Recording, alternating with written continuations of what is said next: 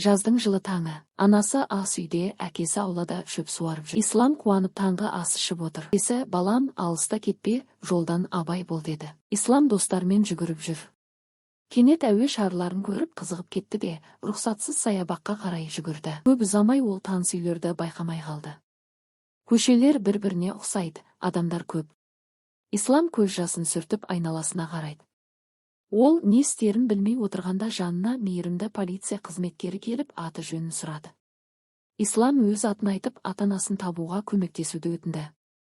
Көп ұзамай полиция Исламның ата-анасын тауып алды. Анасы ұлын құшақтап көзінен қуаныш нұр тамды. Әкесі: енді ешқашан рұқсатсыз кетпе деді. Ислам басын изеп бүгінгі оқиғадан сабақ алды. Қайда барсаң да ата-анаңның айтқанын тыңда, мейірімді адамдар әрдайым жаныңнан табылады. iKids KZ YouTube арнама тіркелуді ұмытпаңыз.